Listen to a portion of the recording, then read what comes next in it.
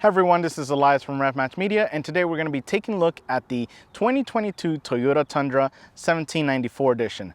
Now, this might have lost 2 cylinders under the hood, but it gained 2 turbos that are probably just as fun. Well, let's go ahead and get started.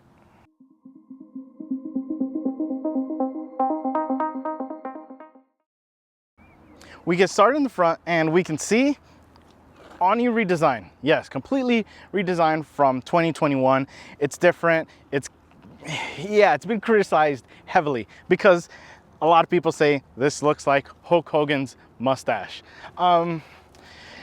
Yeah, I'm a big Hulk Hogan fan.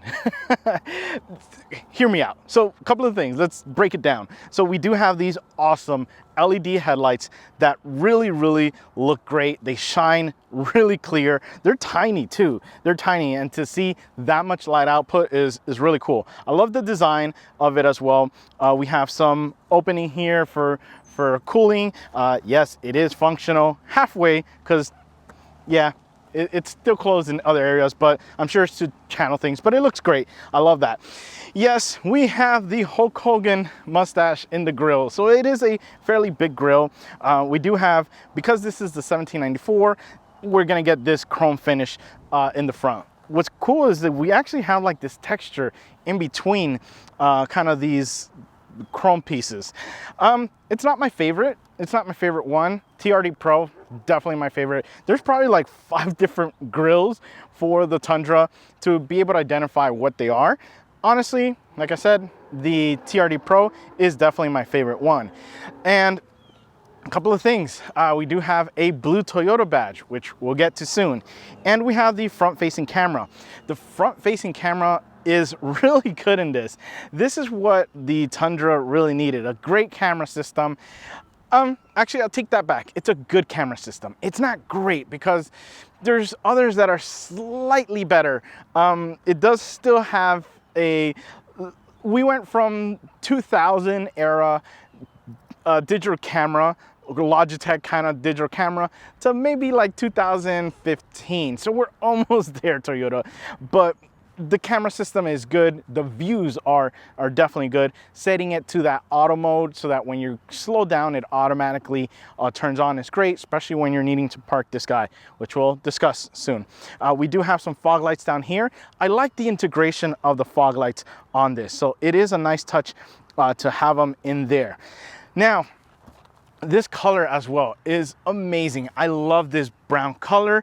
It shines really good in the sun. So I'm loving this color.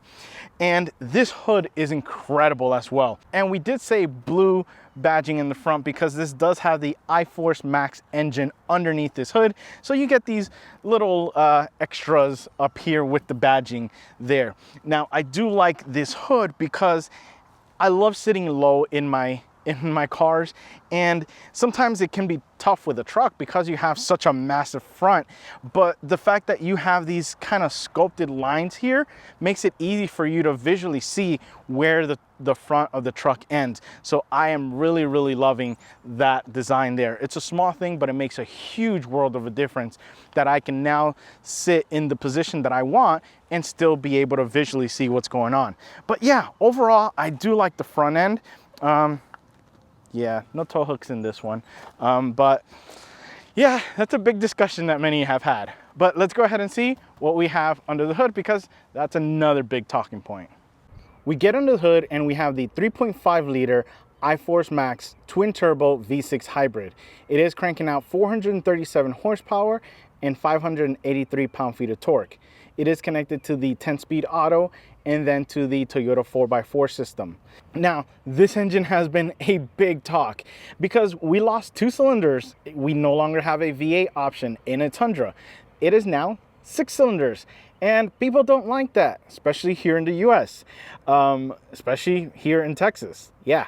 But yeah, big thing is we have the turbo. With this being the hybrid system as well, gives it a little bit more power. As you guys can see, the hybrid system here.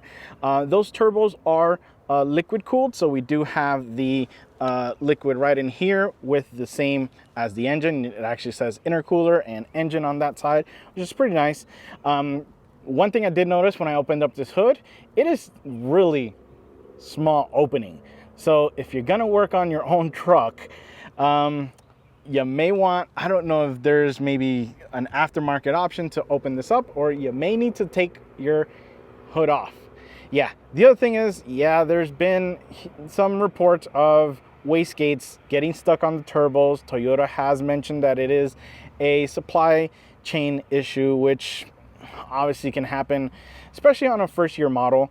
But other than that though, it is really good powertrain. My favorite part about this though is the pedal, the gas pedal. Because this is a hybrid system, and that might have to deal with it, a big thing I have with parking vehicles in my driveway is I'm at about a 4-degree slope.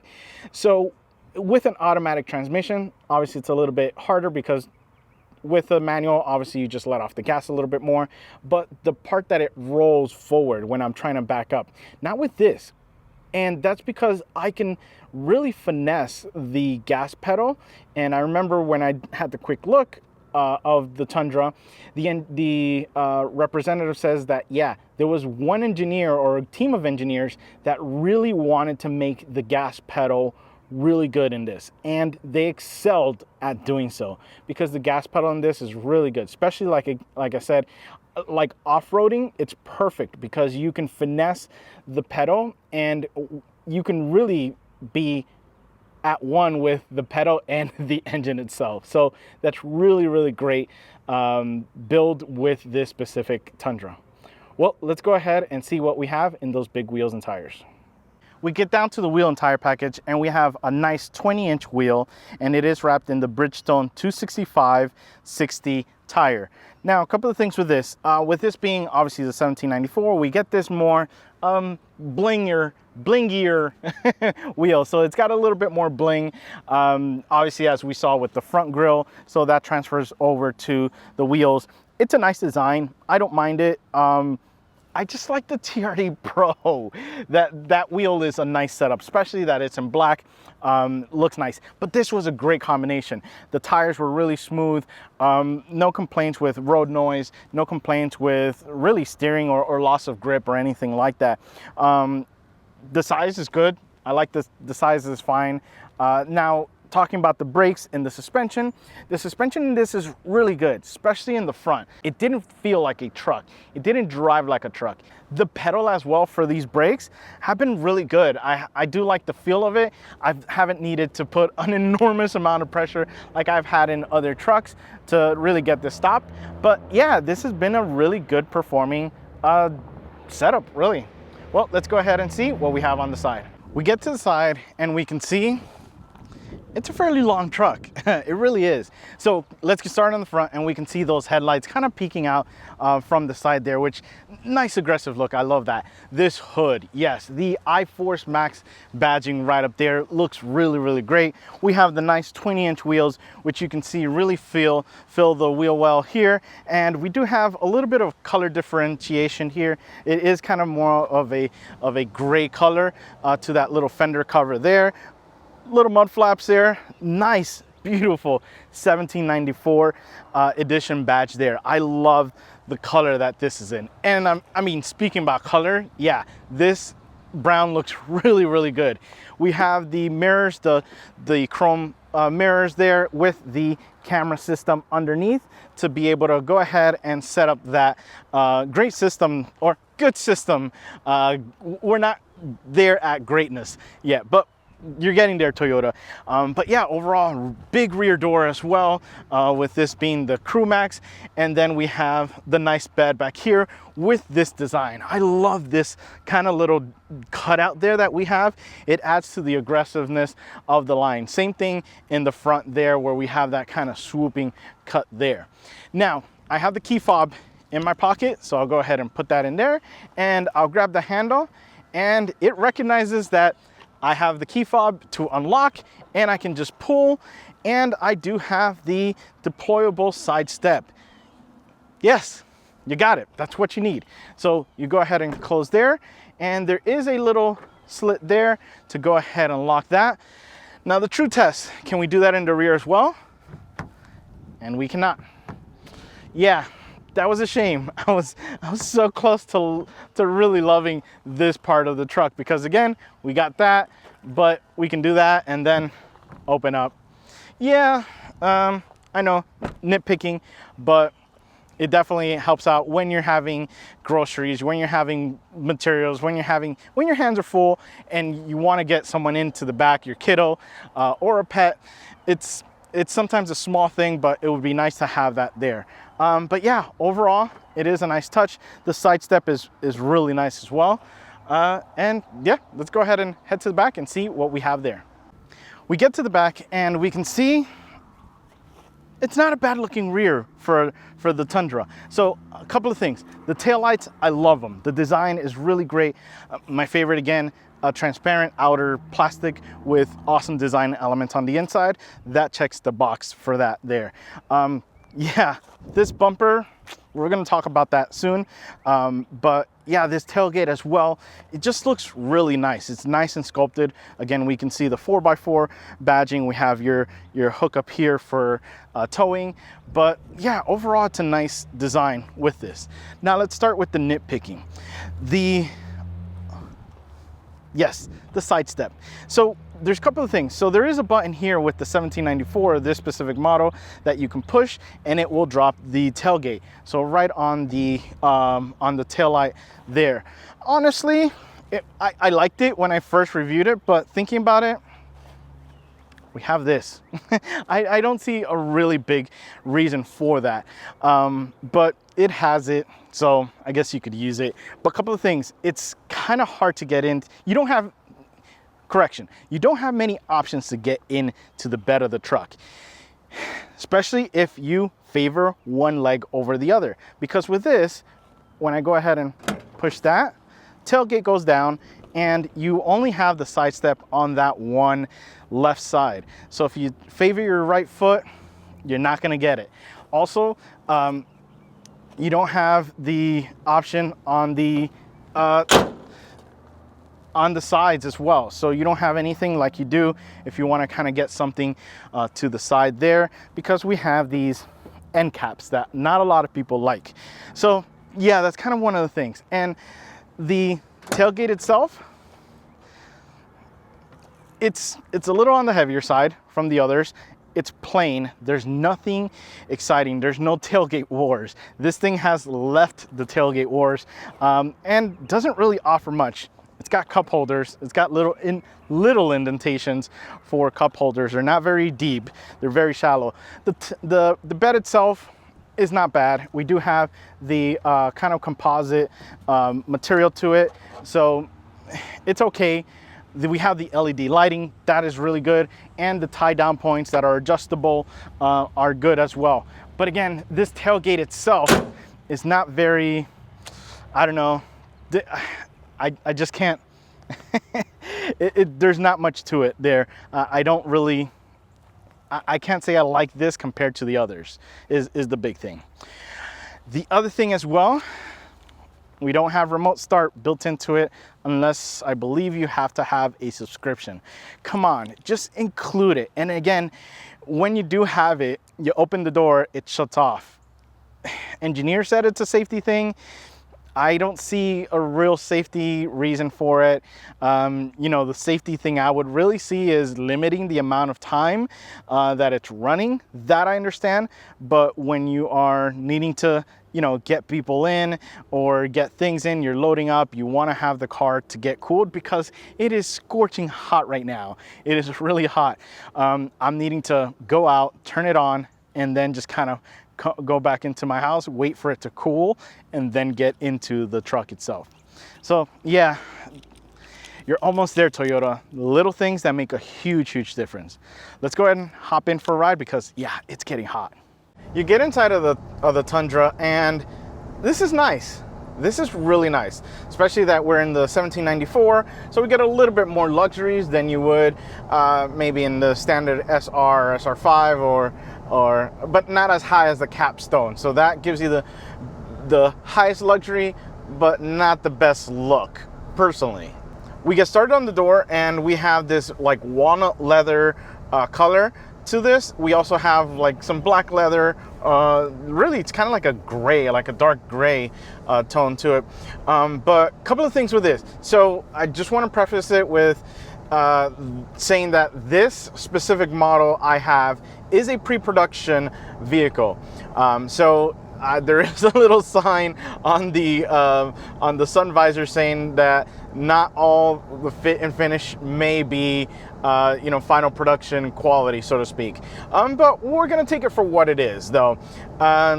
It's a truck that Toyota has put out, and let me tell you, the quality isn't bad. You can't tell blatantly that, like, half the things are missing or that things are not quite, post-production or, production level quality kind of thing. But yeah, we get back to the door and it was comfortable. I do like the fact that we have the armrest area at the top. So it's like this thick area that I can put my armrest at a higher level and I can put my arm at a lower level as well, and both were extremely comfortable. So yeah, really like that. And again, the finish is really good on the walnut there, and the actual wood as well. So it is a nice feel to this. Then we get over to the seats, and the seats are nice and big and comfortable. These have been really great. My favorite thing, they go really low. Like I can put myself really low on the truck, which is how I usually like to ride in my vehicles. And we'll talk about visibility soon. But yeah, I'm really low. I'm comfortable. I'm relaxed. No issues there. The seats are nice and big and comfortable. It has heated option. It has cooled option.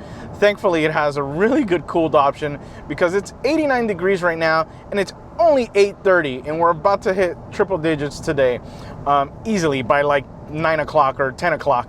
But yeah, thankfully this has the cooled seats to help out with this crazy Texas heat. But yeah, we have that really comfortable. I love the color on these. So the reason why I said this is probably a better luxury option, I don't like the capstone like white leather. The two-tone leather, it just, something about it doesn't look right. But these look great and they feel awesome. I love them. Then we get to the wheel, and the steering wheel is big. We have a big Toyota steering wheel. We do have a lot of buttons in the front, but very easy to use, very easy to reach.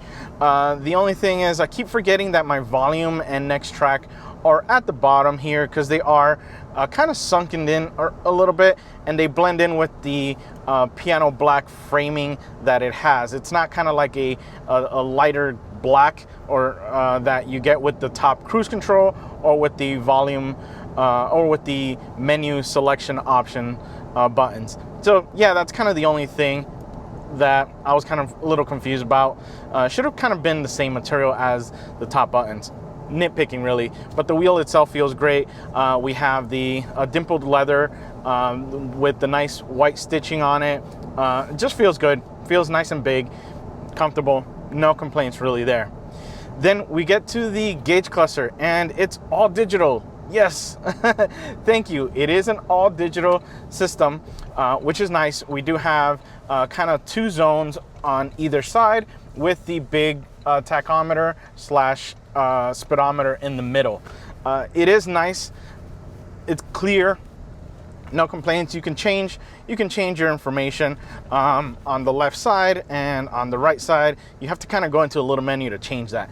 But I mean, 99% of the times I've been in the little leaf, the little leaf mode, which is basically your miles per gallon, because there's a lot of talk, obviously, with this being going from the V8 to the V6 turbo. But yeah, it's really just been there the whole time. And on the right side, we have your boost gauge with the max charge, with this being the hybrid. But yeah, it's been fine. I haven't had any issues. Looks great.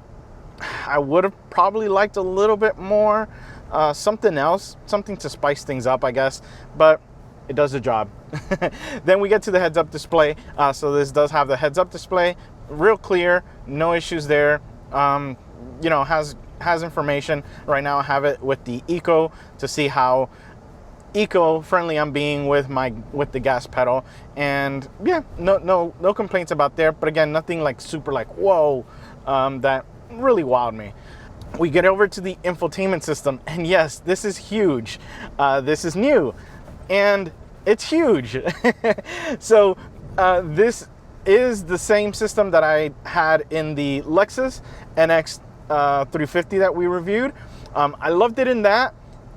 There's something about it in this that I'm not 100% sold on, and I think it's because the screen is just flat, while in the NX it was tilted a little more towards the driver, kind of very Supra-ish, where the dash kind of well, old Supra, where it kind of like turns towards you.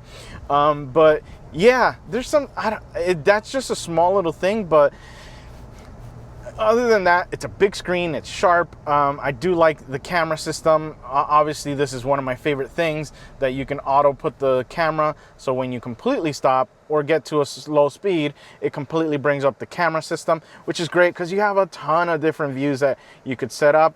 But yeah, this is really good. It's almost clear. It's almost clear. It does need a little bit of quality work with the camera, but other than that, it's pretty good. Then we get to the AC controls, and very simple, very straightforward, very easy to use, which is good. That's really what you want. You don't want to complicate things with this, and yeah, you're set with that. We come down here a little bit, and we do have a couple of settings here. We have the trailer backup guide, we have the camera view, so we can go ahead and switch that. We have the traction control, hazards, and then we have a manual, and then another button that doesn't say manual. So this is for the air suspension. So with this having the rear only air suspension, when you're hauling in, if it's gonna sag a little bit. And then we come down here, and we have the wireless charger, which is the most the wireless charger that I had the least expectation for, because it's vertical, and if you accelerate, I would think and there's nothing holding it. There's this like one little tab that really prevents it from going to the right, but that's it. It's not being held down here by any like little grass, but it works. I haven't had, and I've launched this thing a couple of times, but I haven't had any issues with the wireless charger. The only thing that kind of concerns me is with the Lexus NX, when it got too hot with that exposed charger, it did not work. And with this being basically out in the elements, so to speak, I wonder how that would react. I haven't had it yet, but then again, I haven't gone in it after it's been 100 degrees for an hour or two. So yeah, that would be my only concern with that, but it's great other than that. Yeah, biggest thing that I kind of sold short. Then we have the shifter, and the shifter is nice. It's nice and big. It feels heavy. It feels comfortable. So no issues there. The finish is good. The only thing is that when and again, this may be because it's pre-production, I did feel that it was a little flimsy when I was kind of switching, like when I was in like neutral or just coming from like park down. It does feel a little flimsy and not quite as tight, as maybe a final production vehicle might be. So I'm not sure again if it's just this one because it's pre-production, or if that's going to happen in all of them. So let me know in the comments if you guys are Tundra owners with that same little kind of thing to it, and if it bothers you really. And then we come a little bit back, and we have our drivetrain selection. So this is the 4x4 model, or optioned out. So we have the 2 high, 4 high, and the 4 low, which we can switch right in here. Then we have our drive modes. So we can switch our drive modes, and we go from eco to comfort to normal to sport plus, and then custom, that you could customize yourself. So I've been in eco the whole time. There really hasn't been a need for me to be in anything else. I want to save as much gas as I can with this, and obviously, if you're needing to tow, you have the tow mode as well, which kind of bypasses those other modes. I have put it in Sport Plus just to feel the difference. There is a slight difference. You do feel the difference. The throttle response is extremely different, as significantly more responsive, and the suspension. So the rear kind of tightens up a little bit more with that air suspension. So yeah, it's been nice. And then with that drive mode, you do have the option of customizing the settings for the powertrain, suspension, and the steering. So that's the big thing with that. But again, like I said, been in eco the whole time. Then we get over to the cup holders, and the cup holders are nice. You do have the cover for them, but they're nice and big with no issues there. I actually don't have a drink here. I actually have it on the door because the door ones are actually really good. I was surprised at how good the ones on the door were because they're usually not that good. So that's where I have my water bottle right now. Then we get over to the armrest, and this is a really weird armrest. Yeah, so I was a little confused by this because there's like, it's a unique design. We'll say that. But I have a button here. There's another button on the passenger side. But when you press this, it brings up a fairly large size area, which you could probably fit a you probably fit a gallon jug in here. Actually, no, maybe half gallon. Yeah, laying down. But the weird thing is you kind of have this compartment up here as well. So it's kind of like, it looks like an ashtray up here, which is good for maybe like your wallet, the key. So yeah, it's a nice little area there. It's a little drawer, so it's nice that you have that there. Then we have this area here, which I don't know what small thing you would probably put in here. Business cards, I don't know. That's literally because it's kind of thin. It's not that tall. Or that deep. So yeah, kind of confused by this, but I do like that we have kind of this little, I guess, ashtray drawer that I'll call, because you can get into the larger area if you just kind of want to grab something without needing to kind of pull this whole thing up. So that wasn't too bad there. And then we have some cup holders back here, and when we get to the back, we have a good amount of area back there for our rear passenger. We have my kids' booster seat, but easily could have fit, you know, a full-size kids seat with the amount of space that's back there. No issues with that. The only thing I'm kind of about, because this is the hybrid, there is no storage area underneath the seats. Yeah, because that is where the battery is, and with that being there, it can be a little tricky if you like grab groceries or small, you know, building materials, things like that, that you may want to just kind of put out of sight. You don't have that space, zero whatsoever. So yeah, that's kind of a letdown. So you gain something, you lose something. You gain the hybrid, you lose the under rear seat storage. Then we get to the bed, and the bed was, you know, a bed. It is the larger bed, so you know we do have that space back there. Tailgate, yeah, leaves a little bit more to be desired. Yeah, I wish there was something more to it, because the GMC, the Ram, the Fords just have so much to them that yeah, it's a great design. It kind of puts this to shame. It really does. Now let's talk performance. We're dealing with the iForce Max 3.5 liter twin turbo V6 hybrid. It is cranking out 437 horsepower and 483 pound-feet of torque. It is going through the 10-speed auto and then to the Toyota 4x4 system. Now, this thing has been incredible. So obviously the big thing that people say is, okay, now you're, you know, oh, no more V8. Yeah, you lose 2 cylinders, you gain 2 turbos, you gain more power, you gain more miles to the gallon. Right now, I've averaged about 16.5. I've been driving it semi-mild to yeah, I'd say mild to maybe slightly aggressive kind of thing. So I wouldn't be surprised if I can get 18 miles to the gallon. It's still not that great. Other trucks that I've driven, I've gotten almost 20, and I've been beating the hell out of them, you know, just not beating, but being inefficient with the fuel. But yeah, that's still the biggest complaint with people, is it's still not that good. Yeah, but let me tell you, the power is there. That 10-speed is smooth. You also, the great thing about this is you do have a great sounding engine. I know. And that's in eco mode. Let's go ahead and switch it to Sport Plus. and it definitely feels more aggressive. Now, I know you guys are gonna say, well, yeah, it sounds that way because it's being pumped into the cabin of the Tundra, and it is. And if I didn't know, if I didn't read it, if I didn't hear about it, I wouldn't have known. I wouldn't have known, and I would have been fine, because it does sound good. It does kind of have a slightly throaty V8-ish sound to it, so it does still sound good.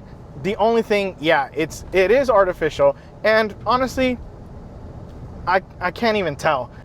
Now, I mentioned visibility, and with me sitting so low in this truck, I mean, because I love sitting low on my vehicles, I couldn't do that with the Silverado, and the reason why is because the front end is so squared off, and it's difficult for me to make sure I know what my front dimensions kind of are. But now with this, the reason why is because we have those cuts in the hood that kind of gives you a vanishing point, or yeah, really, and for you to see what the dimensions of the truck are.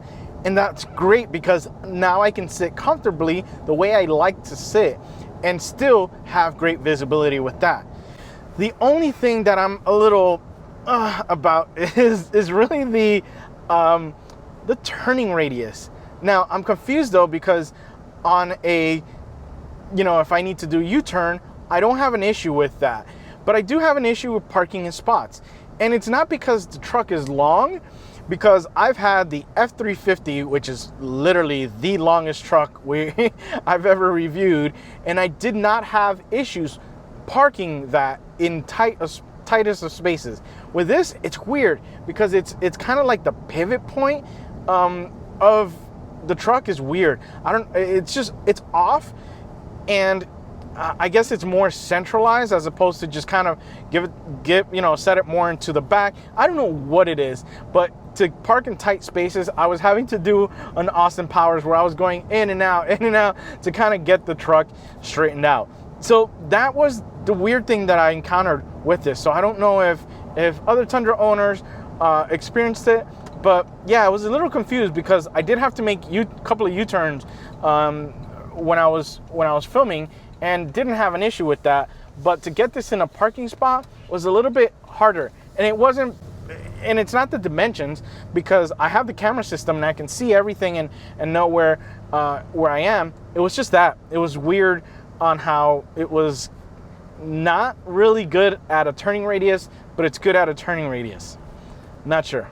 But other than that, yeah, this has been a fun truck. This has been a relaxing truck. It's been a good, with this being, again, 1794, yeah, you can go off-road. It doesn't have the off-road package, but it's more luxury, and you're just kind of an everyday family truck. Yeah, this would be a great candidate for that. And yeah, like I said, that turbo or that engine sounds really good.